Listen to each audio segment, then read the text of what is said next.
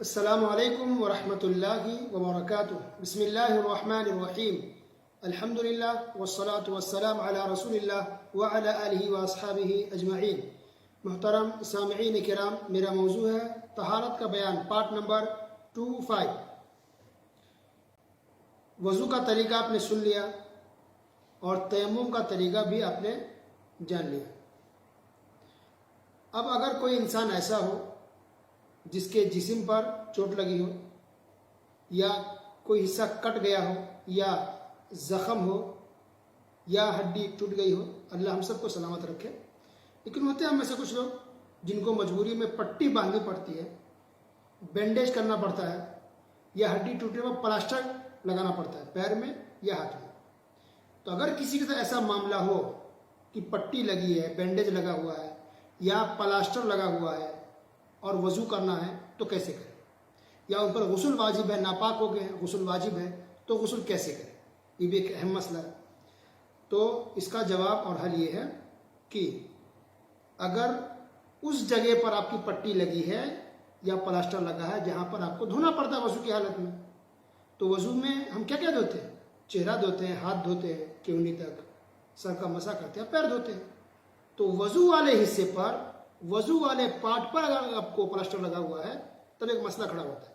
اگر اس کے علاوہ کہیں اور پٹی اگر لگی ہے تب تو کوئی مسئلہ ہی نہیں ہے۔ مثلا کسی کے کمر میں ہے، یا کہنی کے اوپر ہے، یا کسی اور جگہ میں ہے، پنڈلی میں ہے مثلا، تو وہاں تو ہم دھوتے نہیں ہیں وضو میں۔ تو وضو میں جن حصوں کو دھویا جاتا ہے اس حصے پر اگر پٹی لگی ہے، مثلا پلاسٹر لگا ہوا ہے، تو کس طرح سے وضو کیا جائے گا؟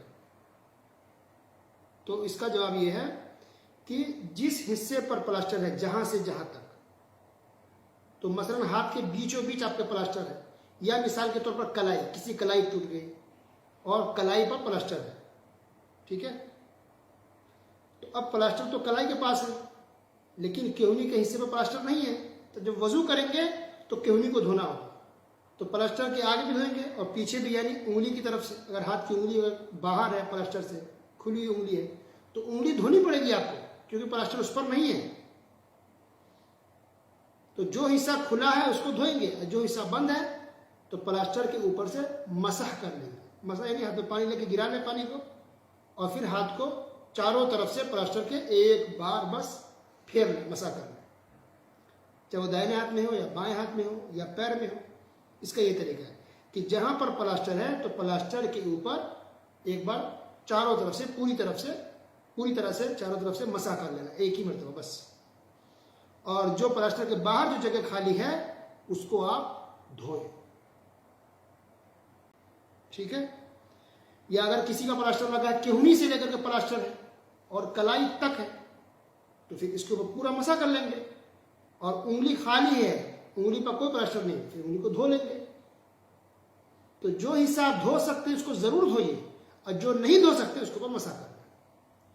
اب اگر پلاسٹر نہیں ہے، کوئی بینڈیج ایسا ہے، کچھ لوگ ہڈی میں درد ہوتا تو ایسے ہی لپیٹ لیتے ہیں، بس اس کو کھول سکتے ہیں، تو چوٹ تو لگی ہے لیکن پانی لگانے میں تکلیف نہیں ہے، پانی آپ لگا سکتے ہیں اور اس کو کھول بھی سکتے ہیں، تو پھر یہاں پر کھولنا ضروری ہے، تب کھولیے اور وضو کے ٹائم دھو لیں اس کو، پھر پٹی باندھ دیجیے، ٹھیک ہے۔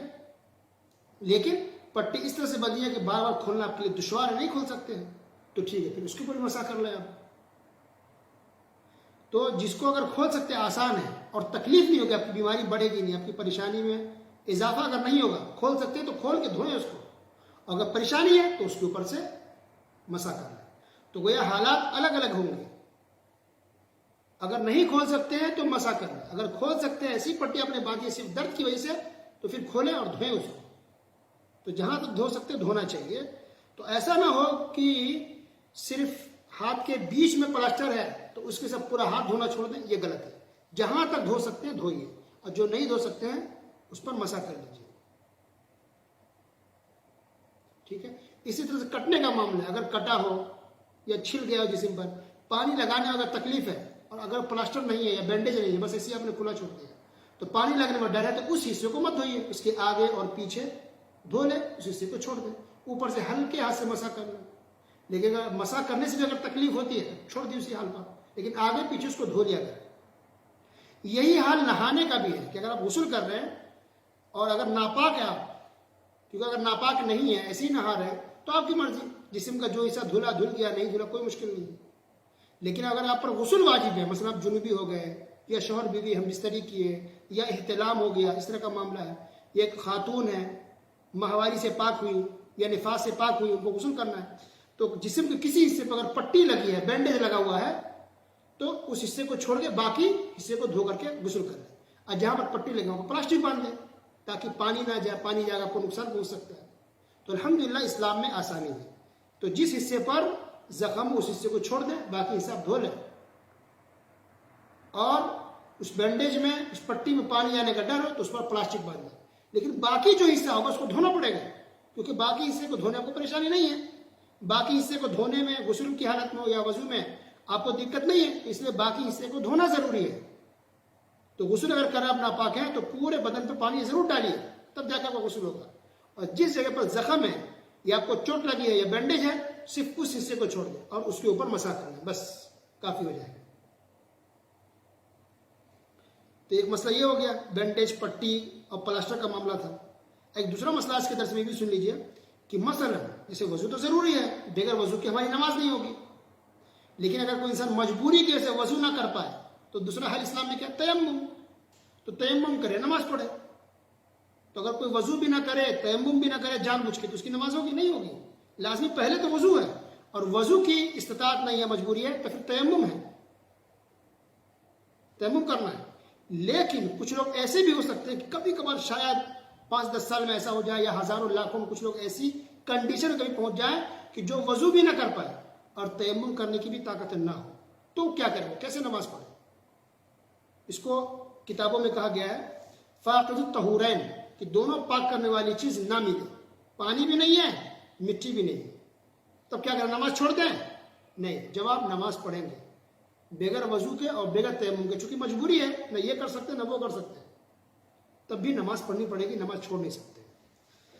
تو یہ کنڈیشن ہے، یہ حالت کس کے لیے ہو سکتی ہے؟ مثلا کسی کو، مسلمان کو باندھ دیا جائے جیل کے اندر، ہاتھ بھی بندھا ہوا ہے، پیر بھی بندھا ہوا ہے، دونوں بندھا ہے، تو کیسے وضو کر؟ نہیں کر سکتا. تیمم کر سکتا ہے؟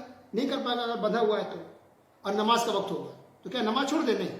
اس حال میں بھی نماز پڑھنی پڑے گی، کیونکہ جنگ کے میدان میں جو صحابہ کرام ہوتے، غزوات میں، جنگوں میں، تو وہاں بھی وہ لوگ نماز پڑھتے تھے، نماز وہاں بھی معاف نہیں تھا. اچھا، ایک تو یہ کہ کسی کو باندھ دیا جائے تو مجبوری سے، یا پھر انسان ایسا ہو جو بیمار ہے، بستر پر ہے، اٹھ کے کہیں جا نہیں سکتا، نہ پانی لا سکتا ہے اور نہ ہی مٹی تک پہنچ سکتا ہے، اور گھر میں کوئی اس کا ہیلپ کرنے والا بھی نہیں ہے، اکیلا بیچارہ یا کوئی اکیلی بیچاری بوڑھی ہے، نہ تیمم کر سکتی ہے نہ وضو کر سکتی ہے، لیکن عقل، ہوش، اس کا عقل کام کر رہا ہے، ہوش میں ہے، وہ پتہ چل رہا کہ ہاں یہ کیا چیز ہے، تو گویا کہ نماز پر فرض ہے، تو وہ نماز اسی حال میں پڑھ لے، بغیر وضو کے اور بغیر تیمم کے، اسی حال میں وہ پڑھ لے. تو اس سے پتہ چلا کہ نماز کسی بھی حال میں معاف نہیں ہے. اب تو وضو کریں گے اور طاقت نہیں ہے، مجبوری ہے، تو تیمم کریں گے. اور کبھی کبھار ایسا اگر ہو جائے کہ دونوں نہیں کر سکتے ہیں تو اسی حال میں نماز پڑھ لیں، جس حال میں آپ ہیں، پر نماز پڑھنی ہے، نماز معاف نہیں ہے. اب کیا دلیل ہے اس بات کی؟ تو یہ کب ہے؟ مجبوری میں ایک دم.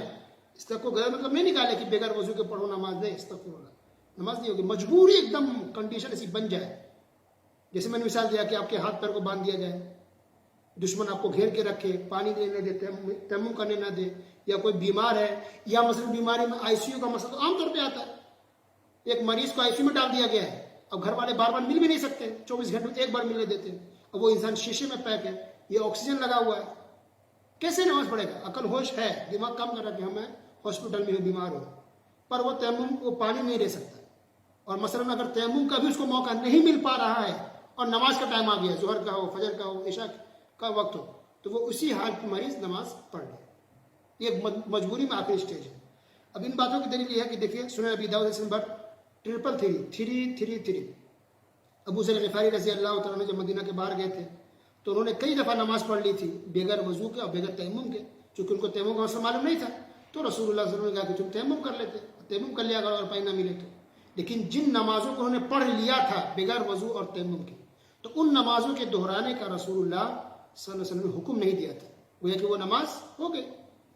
دوسرا ایک اور واقعہ کہ جب عائشہ رضی اللہ تعالیٰ عنہ کا جب ہار گم ہو گیا تھا تو ایک مرتبہ انہوں نے خود ڈھونڈ لیا، دوسری مرتبہ یہ ہوا کہ رسول اللہ صلی اللہ علیہ وسلم نے کچھ صحابہ کرام کو بھیجا تو وہ گئے ہاتھ ڈھونڈنے کے لیے اور نماز کا وقت ہو گیا پانی نہیں مل رہا تھا، اس وقت تیمم کا بھی حکم نازل نہیں ہوا تھا، تو ان لوگوں نے بغیر وضو اور بغیر تیمم کے نماز پڑھ لی.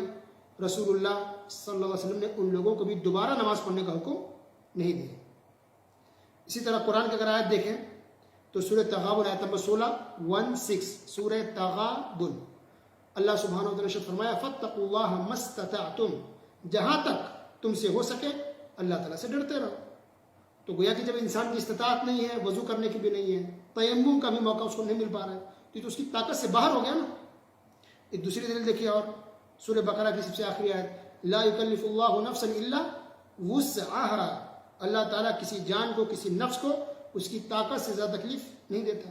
تو اب انسان کی طاقت کے باہر ہو کہ وہ وضو بھی نہیں کر پا رہا ہے، تیمم بھی نہیں کر پا رہا ہے، تو اس کی طاقت سے باہر ہو گیا، اس لیے نماز پڑھ لینی چاہیے. اللہ اعلم بالصواب. اللہ اعلم بالصواب. ان باتوں کو علماء کرام نے بیان کیا ہے، اور اللہ نے کرے کہ نوبت انشاءاللہ انسان تو عام طور پہ کچھ نہ کچھ تو کر ہی لیتا ہے وضو یا تیمم، لیکن یہ خاص کنڈیشن ہے، آخری مجبوری جب ایسی ہو جائے ایک دم پریشان ہو جائے تب کیا کرے. تو یہ بات بتایا جا رہا ہے کہ پھر بھی انسان نماز پڑھے.